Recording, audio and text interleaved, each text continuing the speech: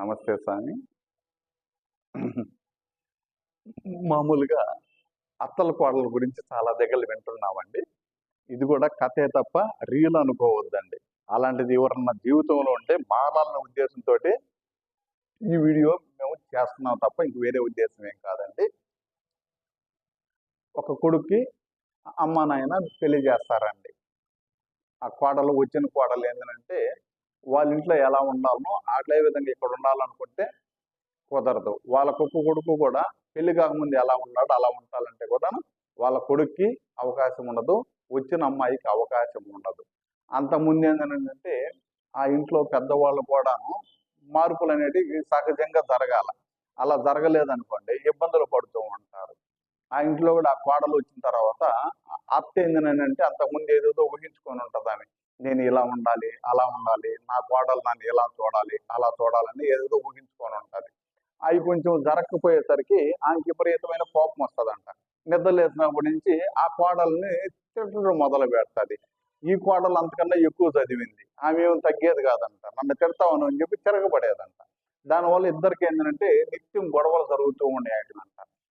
అలా జరుగుతూ ఉండిన దానివల్ల ఆ కోడలు ఏంటంటే ఒకసారి వాళ్ళ అమ్మ వాళ్ళ ఇంటికి పోతుందంట. వాళ్ళ అమ్మ వాళ్ళ ఇంటికి పోయి వాళ్ళ నాయనతో చెప్తుందంట, నాయన నేను ఆ అత్తతో పడలేకపోతున్నాను, నన్ను అక్కడి నుంచి తీసుకొనన్నా వచ్చి, లేకపోతే విడాకులన్నా తీసి, లేకపోతే మా ఆయనతో సపరేట్ కాపురం అన్నా పెట్టేసి వచ్చి మాట్లాడని చెప్తాడంట. వాళ్ళ నాయన ఆలోచిస్తాడంట. కూతురు అంటే కూడా విపరీతమైన ప్రేమ అతనికి. అప్పుడు చెప్తాడంట, లేదు తల్లి నేను మాట్లాడతానులే అని చెప్తాడంట. నువ్వు పో, ఇబ్బంది ఏమి లేదని చెప్పేసి సర్దపెట్టి పంపిస్తాడంట.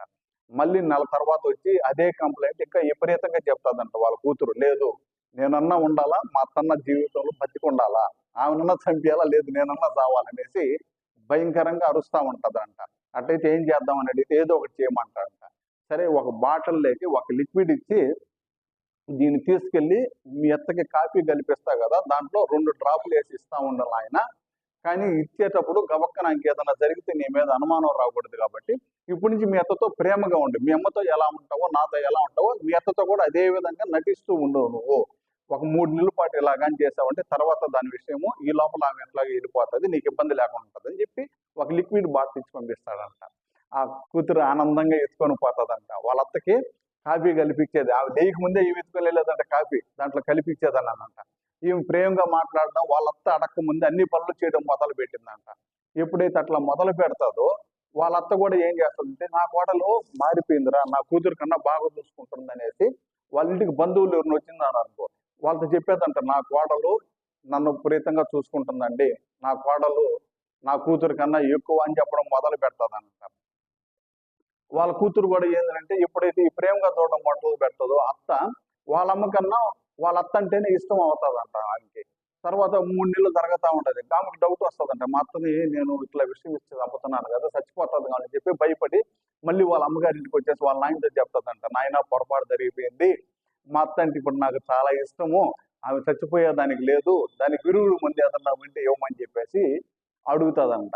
అప్పుడు వాళ్ళ నాయన చెప్తాడంట, అమ్మ నీకు ఇచ్చింది నేను మామూలు మందేను, అది విషము కాదు, నీలో ప్రేమ ఉండాలి, అది బయటికి తీయాలనేసి ఇట్లా నటించి చెప్పినాను తప్ప మీ అత్తను చంపేయాలని కాదమ్మా. ప్రతి ఒక్కరిలోనూ ప్రేమ అనేది ఉంటుంది, అది అర్థం చేసుకునే దాంట్లోనే ఇవన్నీ ఉంటాయమ్మా. ఇన్ని రోజులకు నువ్వు అర్థం చేసుకున్నావు కాబట్టి మీ అత్త నిన్ను ఎలా చూసుకుంటుందో నువ్వు అంతకన్నా 10 రెట్లు ఎక్కువగా చూసుకుంటేనే మాకు కూడా మంచి పేరు వస్తుంది తల్లి అని చెప్తాడంట. అప్పుడు వాళ్ళ కూతురు కూడా ఆమె తప్పును ఆమె తెలుసుకొని వాళ్ళ నాయనకు కూడా క్షమాపణలు చెప్పి వాళ్ళ అత్తతో వాళ్ళ మామ వాళ్ళ కాపురం అన్ని బాగా డెవలప్ చేసుకోవడం మొదలు పెడతాదంట. సో అదేవిధంగా కొన్ని కుటుంబాలలో ఇవన్నీ వింటూ ఉంటామండి. అవన్నీ వాళ్ళు అర్థం చేసుకోవడంలో చిన్న చిన్న పొరపాట్లు ఉంటాయి. వాటిని కానీ అర్థం చేసుకోగలిగితే అన్ని కుటుంబాలు కూడాను బాగా ఉండేటందుకు అవకాశాలు ఉంటాయి. ధన్యవాదాలు.